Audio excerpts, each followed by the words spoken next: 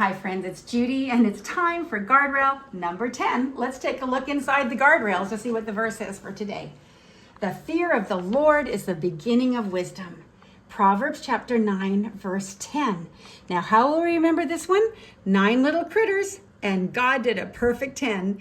And look at the professor wearing a tie. That reminds us it's the book of Proverbs, a professional professor. There you go, wearing a tie. Proverbs chapter 9, verse 10.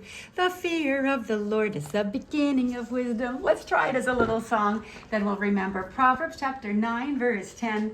You guys, if you make it fun, it's easy to remember. And please share this with your family, your friends, and especially like me, I have grandchildren, so it's very fun. Ready? The fear of the Lord is the beginning of wisdom.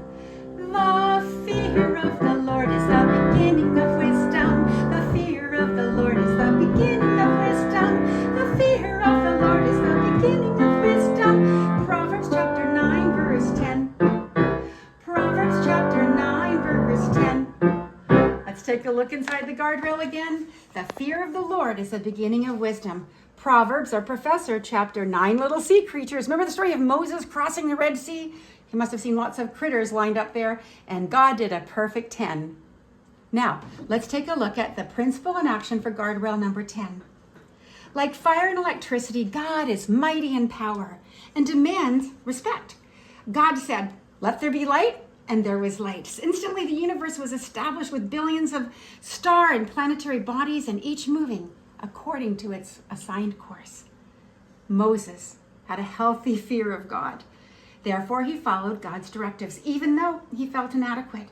The result was a front row seat to many miracles, including the parting of the Red Sea and watching a rock gush forth with fresh drinking water that quenched the thirst of 2 million souls. Egypt's Pharaoh, on the other hand, thought that he was God. But after God sent 10 plagues that proved he wasn't, including the death of every firstborn Egyptian, Pharaoh reluctantly freed God's people who had been slaves in Egypt for over 400 years. Later, however, Pharaoh changed his mind and tried to retake them, and then that same wall of water, which allowed the Israelites to walk through the Red Sea on dry land, came crashing down and swallowed Pharaoh's mighty army.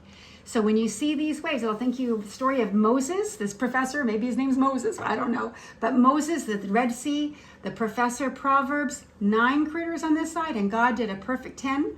The fear of the Lord is the beginning of wisdom. Proverbs chapter 9, verse 10. Thanks, Wendy, for our Greater Freedom 1.0.